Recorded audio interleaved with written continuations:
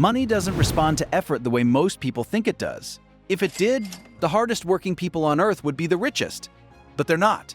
And that single contradiction exposes a deeper truth most people never stop to examine. The difference between the rich and the poor isn't luck.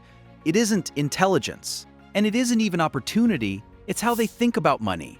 Two people can earn the same income, live in the same city, and face the same economy, yet end up in completely different financial realities.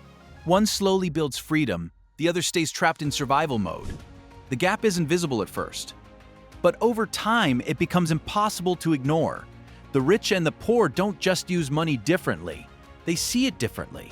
And once you understand that difference, money stops feeling mysterious and starts feeling predictable. Let's start with the most fundamental divide. Poor thinking sees money as a reward for work. Rich thinking sees money as a tool that creates more money. This single shift changes everything. Most people are taught that money arrives after effort. You work, then you get paid. Hours in, paycheck out. That model becomes deeply ingrained. So naturally, when money feels tight, the solution seems obvious. Work harder, work longer, add more effort. The rich don't default to effort. They default to leverage. They ask questions like, how can this work without me? How can this scale? They don't measure progress by how busy they are. They measure it by how independent their income has become. Poor thinking focuses on income. Rich thinking focuses on cash flow and ownership.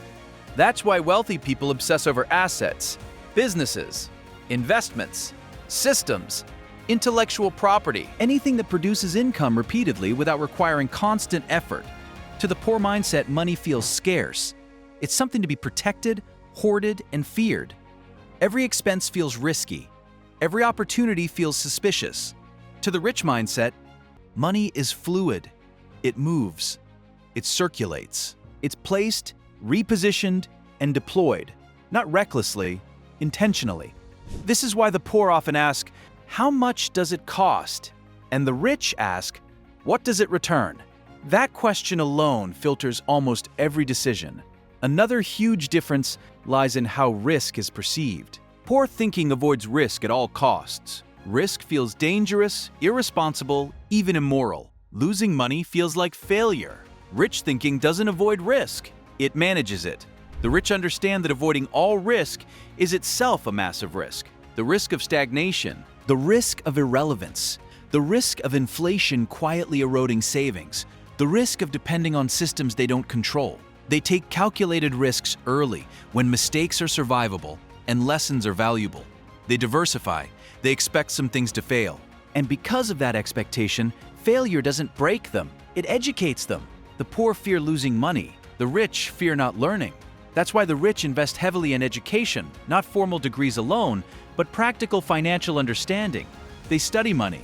They learn how businesses work, how taxes work, how systems reward ownership. Poor thinking assumes money knowledge is optional or for experts. Rich thinking treats money literacy as survival skill number one. Another powerful difference is how time is valued. The poor trade time for money.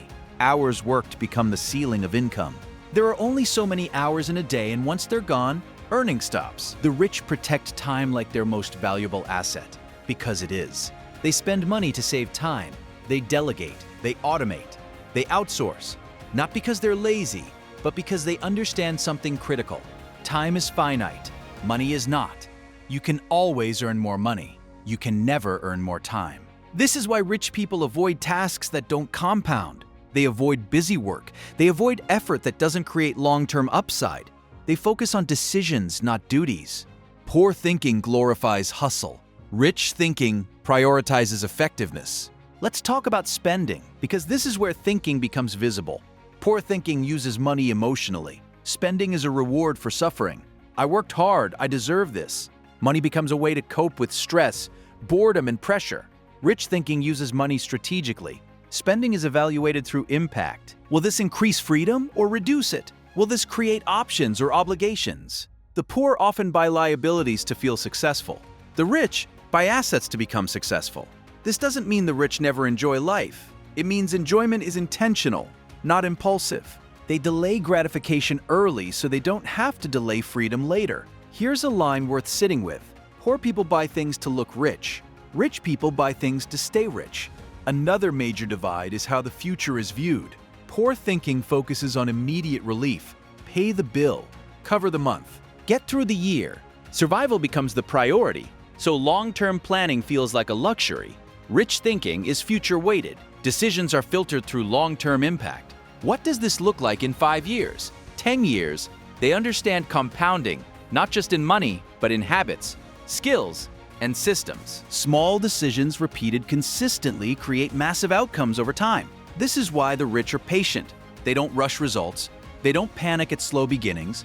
They know momentum builds quietly before it becomes visible. Poor thinking wants fast wins. Rich thinking plays long games.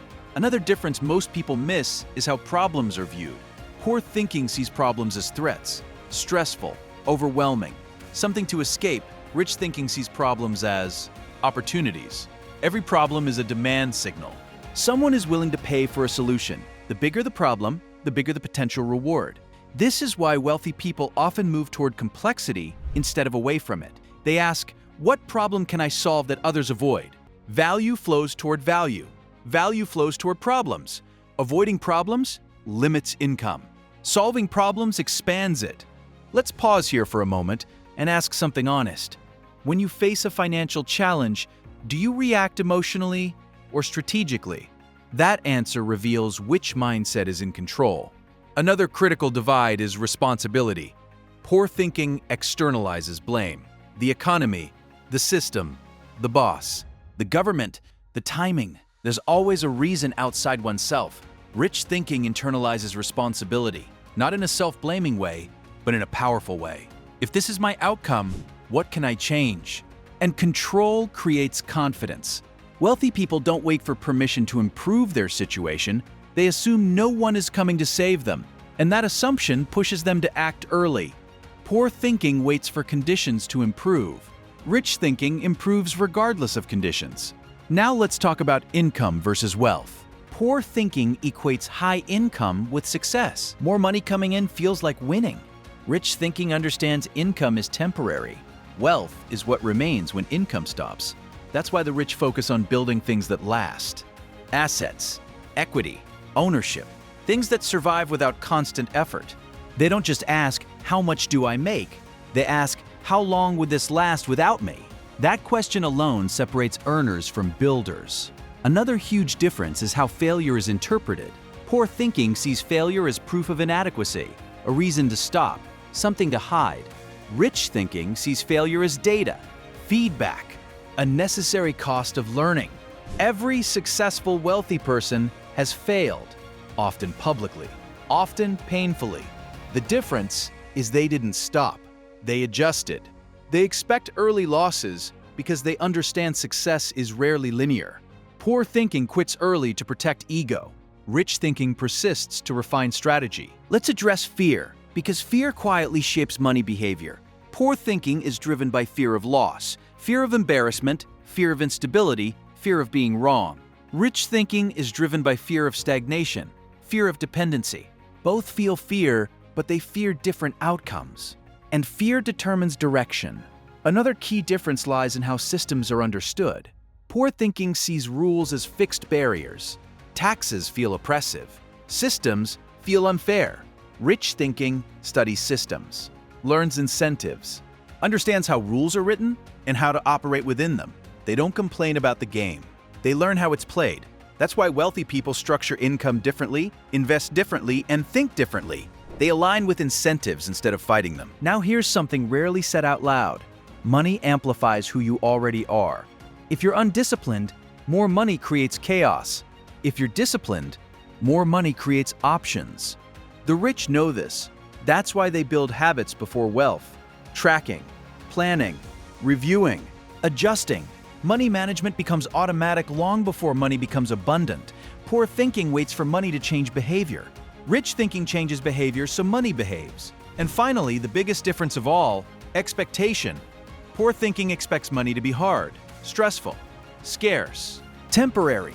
Rich thinking expects money to be manageable, understandable. Expectation shapes behavior. Behavior shapes results. When you expect scarcity, you act defensively. When you expect growth, You act strategically. So let's bring this together.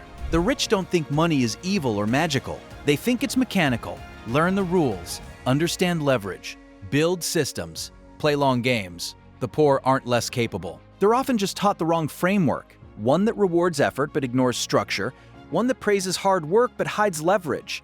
The moment you stop asking, "How hard am I working?" and start asking, "How is my money working?" you step into a different financial reality. Not louder, not flashier, just more controlled. Because money doesn't reward who deserves it most. It rewards who understands it best. And once your thinking changes, the results eventually follow. Quietly, steadily, and permanently.